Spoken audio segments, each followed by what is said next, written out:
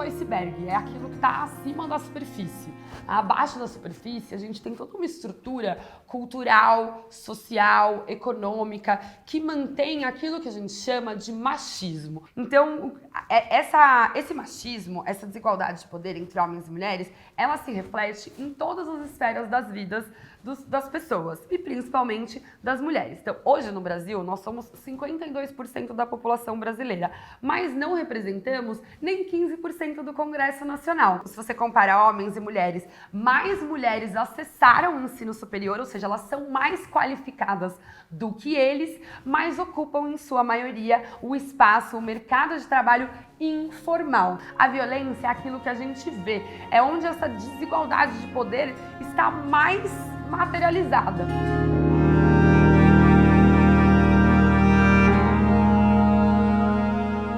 Hoje o Brasil é o 5º país do mundo em feminicídio, nós somos o país, o 5º país do mundo que mais mata mulheres. Nós somos também o 4º país do mundo em casamento infantil. Quando a gente olha para os dados de violência doméstica no Brasil, a gente tem mais de 2,4 milhões de agressões por ano, sendo que 1,5 milhão, mais de 1,5 milhão, ou seja, a maioria contra mulheres negras. Então a gente tem estatísticas muito graves de violência quando a gente olha, por exemplo, a violência sexual, o estupro, que também é um problema gravíssimo no Brasil hoje e que mostra essa desigualdade de poder entre homens e mulheres. Estima-se que ocorram 500 mil estupros no Brasil por ano. Desses 500 mil estupros, 70%, são contra menores de 17 anos.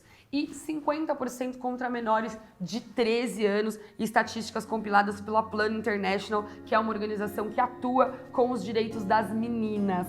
Então, basicamente, quando a gente está falando de estupro no Brasil, a gente está falando de violência contra a menina, contra a criança e a adolescente.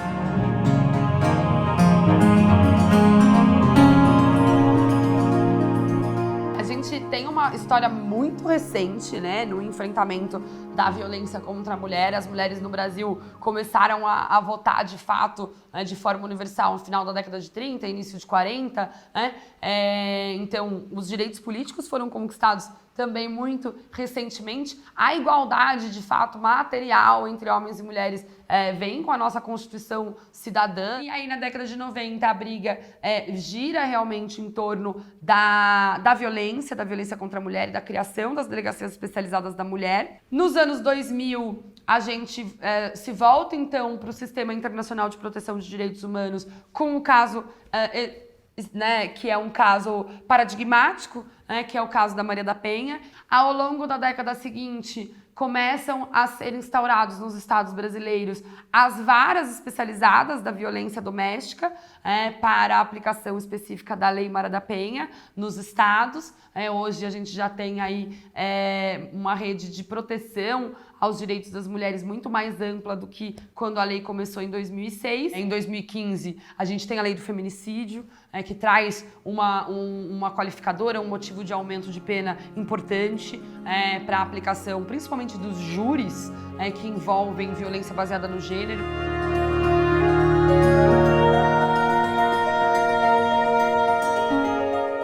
O feminicídio ele traz uma diferenciação importante, né? Que é precisamente a mulher que é assassinada por ser mulher. Diferentemente, olha, tive um acidente de trânsito e a pedestre era mulher, é feminicídio? Não. Obviamente não.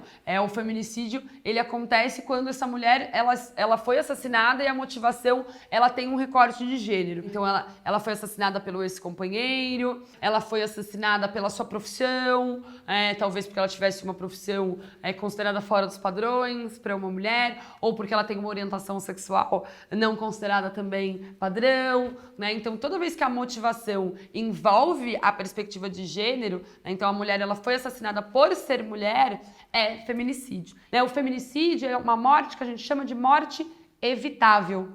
Ele é evitável porque não começa no tiro, não começa na facada, não começa no soco, não começa no pontapé. Começa lá atrás, no relacionamento abusivo, no controle, na posse, nos ciúmes. E aí essa mulher vai ficando para baixo, né? Vai ficando cada vez mais fragilizada, com a sua confiança cada vez mais abalada, ela vai cada vez sendo mais humilhada por esse companheiro. E aí só então, nesse ciclo da violência, ele dá a volta. E aí um dia ele vai encostar nela.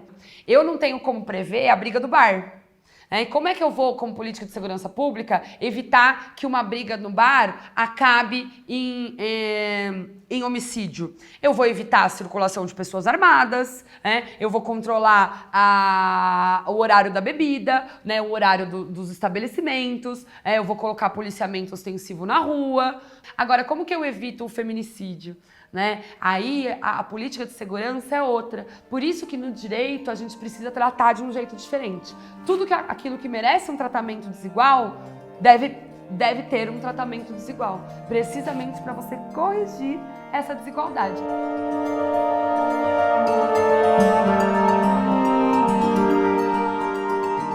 Este agressor, ele é do círculo social e afetivo da vítima, principalmente na violência sexual. Na violência doméstica, a grande maioria dos agressores é, obviamente, o companheiro ou o ex-companheiro, mas temos agressões também de familiares.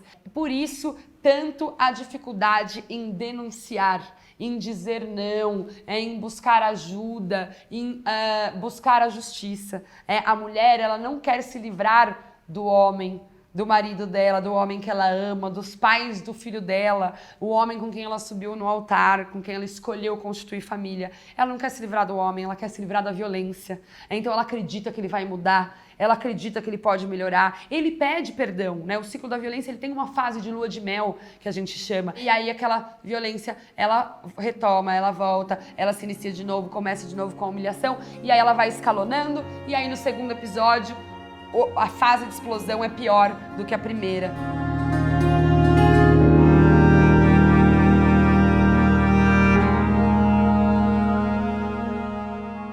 O que a gente precisa? A gente não precisa cuidar da pontinha do iceberg, a gente precisa cuidar daquilo que está abaixo da superfície. A gente precisa de educação. Não adianta eu falar sobre direitos da mulher e como a mulher pode lidar com uma situação de violência e quais os direitos dela, enquanto a gente não conversar com eles sobre o que é consentimento, enquanto a gente não conversar com os meninos, né, com os homens, sobre o que é masculinidade tóxica. A gente ensina as crianças, né, que quando elas querem demonstrar afeto, quando elas querem demonstrar carinho, elas demonstram por meio da violência. A gente ensina os meninos isso, e a gente ensina as meninas que isso é natural. Isso é um problema, porque aí como que a gente trabalha esse menino que é mais sensível?